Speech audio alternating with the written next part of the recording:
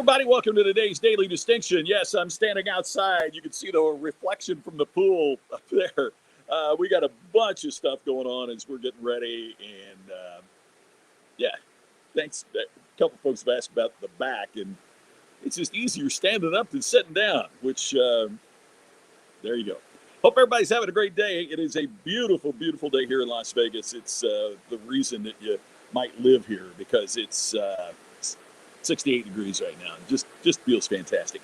Hope it's great wherever you are today.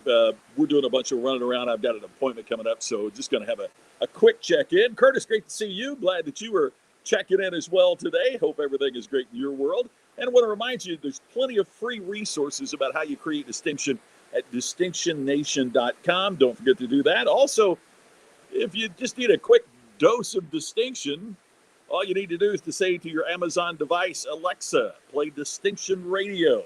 And 24/7, you can get some ideas about distinction. All right, so here's my pet peeve for the day. Hey, Brian, hot chocolate from cold Wisconsin. Well, I didn't say the pool was warm. It's there, but man, I'll tell you what, it's ice cold. Scott, I hope great things are great with you. Good to see you. Thanks for being here as always, and thanks to everybody watching on replay as well. I always want to make sure I mention that because we got so many great folks that watch every day on replay. Okay, so Tammy and I have two cars, not two cars apiece. We each have a car, right? So we're a two-car household. Tammy has an SUV, and I have another car, right? Not an SUV. And the lease is coming up. My car we do as a lease for the business, and my car is coming up for lease. So we're going to turn the car in. That's part of what we're doing today, is turning the car in. And I've got to tell you, it's absolutely fascinating to me how sometimes a business can inadvertently send messages that turn off the very customers that they hope to have. Tammy and I got both of our cars in the same dealership because hers is a personal vehicle. It's purchased. Mine's through our business, so it's leased. But they're both the same brand of car, both from the same dealership. What gets me is we have received, and this is no exaggeration, 20 messages from the dealership telling us that when the lease is due on my car and I turn it in, they've got a great deal on a new SUV. I've even told them that that's not what they're in the market for.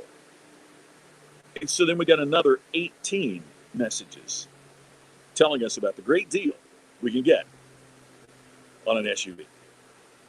Now, look, if you continually try to sell me something that I don't want or that I don't need, I mean, if you're continually pushing something that I've already told you that I don't want, that I don't need, it's not. We've got an SUV. We haul stuff in that. It works out great. But there are 20 messages, 18 after I've told you I don't want it. If you're continually trying to sell me something I don't want or need, I assume you're putting sales before the relationship. And when you put sales before the relationship, it means you won't get the sale. We've already decided we're not going to get the next car through that dealership. They obviously don't listen. They obviously don't care. Because if they cared, we wouldn't be constantly getting 18 messages trying to sell something I don't want. I've told you I don't need. Now look, I understand, and you do as well, that I'm probably on a mailing list. It's just that nobody has gone through and taken me off the mailing list. Charles, glad you're here. Thank you so much. Hey, Brian, there you go. I appreciate that. Thank you. I'm so glad you were a part of it. Darcy, it's cold and rainy in Fishers. I know it is down in Seymour. My sister passed that along. Man, but I miss it. Tammy and I are dying to get back to Indiana. Hey, Martin, so great to see you as always. Thanks for checking in from Germany. Glad that you're here. Mark, always great to have you here. Yeah, and you're right, Martin. I mean, that's not a good sales technique. But here's the additional point, and Martin's exactly right. It's what we got to get away from, but we got to pay attention. Look, I'm sure that that dealership thinks it's a little thing, not a big deal. Hey, he can erase the phone message, and he can delete the email, and he can throw the letters in the trash. It's a little thing to them. But when a customer feels they're not being listened to, this is a customer that's already bought from you twice. When when you feel like you're not being listened to, why not seek out another alternative? I mean, why would I continue to pay attention to people that have proven they're not listening to me? But I realize that that's being petty in a lot of ways. But there's so much choice out there right now. There's so many people vying for our attention, so many people competing for our money as customers, that we got to make sure that what seems like a little thing to us doesn't turn out to be a big thing to the customer. And by the way, if it's a big thing to the customer, eventually it's going to be a big thing to you. Because isn't it funny how so many times in business and in life, it's the little things that turn out to be big things.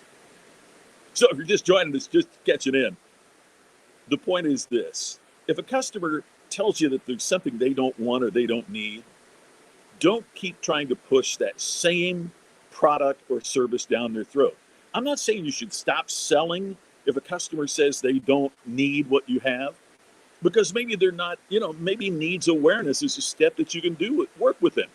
But you can't keep trying to sell them the same product or same service repeatedly after they've told you it's not what they want, especially when they've already bought one just like it from you. See, once a customer assumes that you put sales before the relationship, it means you're not going to get the sale. So the little things to you might be a big thing to your customer. And if enough customers feel that way, man, it's going to be a big thing to you.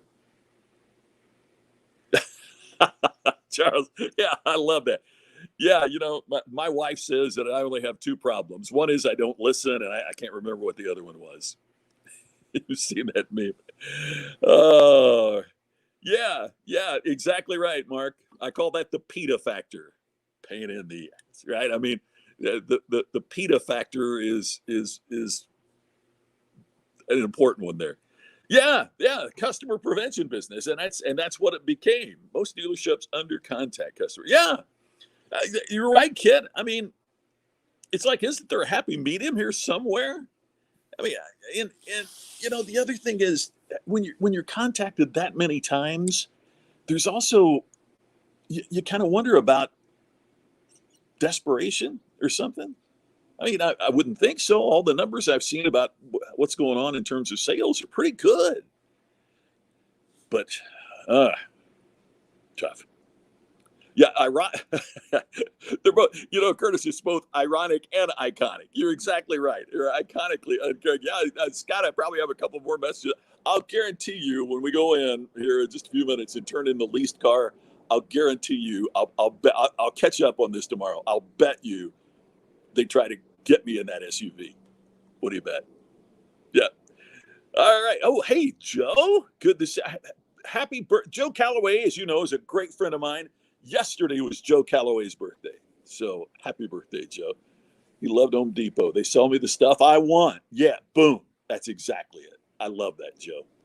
You're the best. Happy birthday. Thanks for sharing, Mark. I appreciate it. Yeah, kid, exactly. Exactly.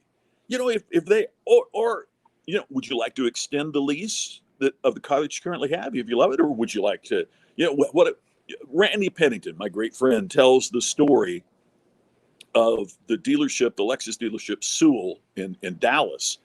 And they called him and just said, hey, Randy, we know your lease is about up.